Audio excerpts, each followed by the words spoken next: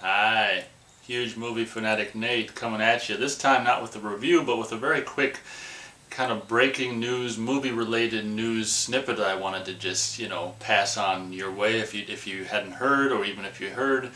I don't know, I just, people die. It happens every day, it happens every week, it happens every month. It's a, part of the circle of life and everything like that. And I try not to,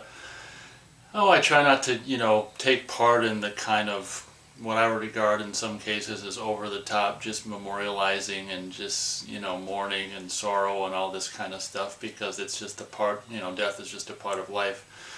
Just like life is a part of death, and I don't think that made sense, but you know what I'm saying.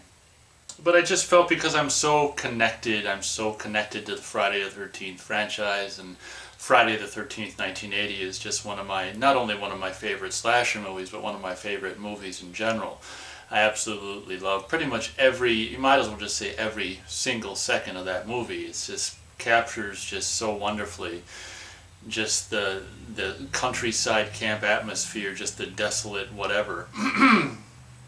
I feel like I got to do some Friday 13th reviews, like re-review them just myself this summer. I really got to talk about Friday 13th. I really feel like, especially now that it's June, I just feel like I have that in me. So, with no how's that term go? With no further ado, I just want to briefly say what I'm here to say, which is apparently I have it written down. Apparently, if I'm correct, on May 29th.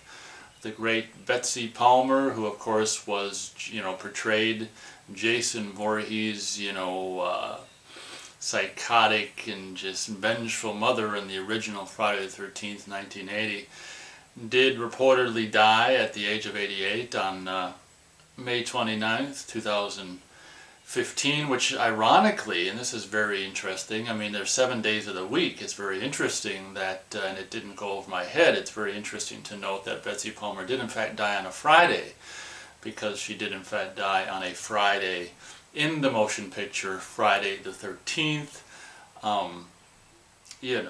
Obviously, I guess some people might find this to be a kind of a harsh or a cold comment, but I mean, it would have been a lot. We'll just say, I'm just going to say this the most the most delicate I can. Like if she had died, say, this coming Friday, or the Friday that's coming up, June 12th, that would have been crazy. But I think it's crazy enough, I think you'll agree that it's crazy enough she died on a Friday, because of course she was decapitated, not for real, but fictitiously decapitated on a Friday in the motion picture Friday the 13th. So, obviously this kind of a subject of someone passing can be a touchy situation, and I don't by any means mean to make any light of the situation. She lived to a ripe old age of 88, so it's not like someone dying at 35 or anything like that. I kind of feel like when someone's, around that age and above and beyond that age and stuff, I kind of feel like they have lived, and especially Betsy Palmer has lived. She put her all, or at least a lot of herself, into the part. And even now, I just watched the movie within the last several weeks, rewatched Friday the 13th, 1980, because it's that time of year. I just love it. I can't get enough of it. She's maybe not so proficient in the hand-to-hand combat portions of her role in the movie, but as far as just the fantastic scene where she's, comes to presumably, rescue or help Alice, and then the transition between being a potential rescuer or help to, coming to Alice's aid, she makes the slow progression into, oh my gosh, this is the person. This person hasn't come to rescue me. This is a person who's been killing everyone. And just that fantastic, of course, along with, as I veer into a review of the movie, of course, along with the fantastic score by Harry Manfredini, just that fantastic dreamlike, scene where we have her recalling it and falling into recalling the past and falling into Jason's personality. And, it's just like, whatever, and killer mommy, or maybe that comes later, but whenever, oh, she's like, I am Jason, I am, and we dissolve back and forth between the image of young Jason Voorhees, drowning in Crystal Lake and all this stuff, and back to the, you know, reality, which is you let him drown.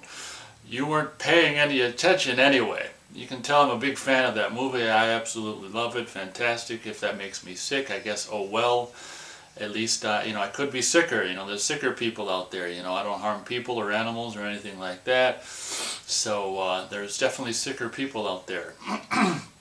But in closing, I just wanted to, I guess, because I've been so close to this franchise and this film for over 20 years, and it's been such a big part of my life, I just felt like not mentioning it was just, I couldn't not mention it. You know, thank you very much, Betsy Palmer, because ironically this role that, you know, she was so reluctant to take and just took it to buy a new car, actually, I mean, if I'm not, you know, possibly became maybe her most recognized role. I don't know if that's true or not. It's certainly, if it's not the thing that she's most well known for, it's certainly one of the things she's most well known for, if not the part she's most well known for. And I know that, I think initially, you know, in the 80s and stuff like that, in the 90s, she wasn't too, you know, thrilled about having been a part of it, but then later on, as years went on and she realized how much of a fan base there was, she kind of,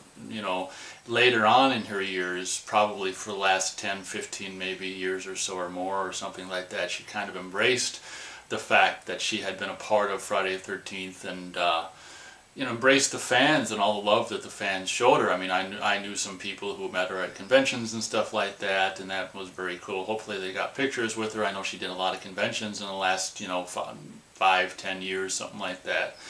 So I guess that's what I have to say about Betsy Palmer. You know, thank you very much again, Betsy Palmer, for your, you know, I mean, let's face it, I mean, this movie is one of my favorite movies. I mean, you whatever, impacted my life greatly, you know, from the age of whatever, 12 when I first, probably, maybe, yeah, I was probably 12 when I first saw this movie, or 11, and, you know, has stayed with me ever since. Just her fantastic portrayal of the crazy Mrs. Voorhees is just something that has lived on, you know, ever since she did it, and has been a part of my life, and will be a part of my life for the rest of my life, and will live on as long as, you know, copies of the movie are available, and as long as the planet's still here and habitable and stuff, which won't be forever. But we can enjoy it while it's habitable now. So thank you very much for watching. That's pretty much all I have to say. Thank you very much, Betsy. You were appreciated. Were and are appreciated. Thank you very much. Well, I'm Mrs. Voorhees. The image always was of me was that I was this girl next door. And of course, I've always said that there wasn't a gal that ever lived next door to me that I wanted to be like. I'm not afraid. Betsy Palmer had worked in television on the morning talk shows, and she was squeaky clean. Comparable to the Doris Day type. I was always trying to prove that I wasn't the girl next door. I had a Mercedes, which I'd had a number of years, and it broke down on the Connecticut Turnpike. So I said to myself, I need a new car, universe.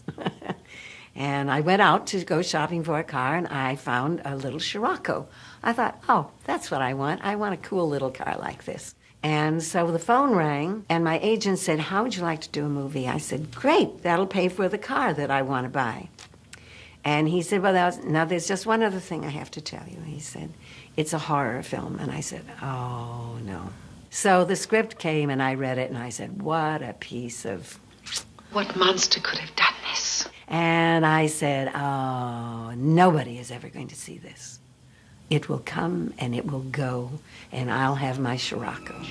The real iconoclastic part of Friday the 13th was taking Mom and apple pie and standing it upside down and saying, you've never seen a mother like this. I didn't get up there and try to play a bad lady. In fact, I tried to play a good lady who'd gone a little wrong, but that was because she wanted to save more children. She didn't want them to die. Oh, I couldn't let them open this place again. This was the mother that I never had, the one who would protect you and go to any horrible lengths to do it. And you do. You want to do that. You want to all of a sudden get very kind of, I'm that bad lady. Ooh. And I was beginning to do that, and Sean would say, no, Betsy. He said, just play it straight. That's all. Kill her, Mommy. Kill her. For the rest of my life, I guess, and maybe after I'm dead and gone, they'll still love Mrs. Voorhees.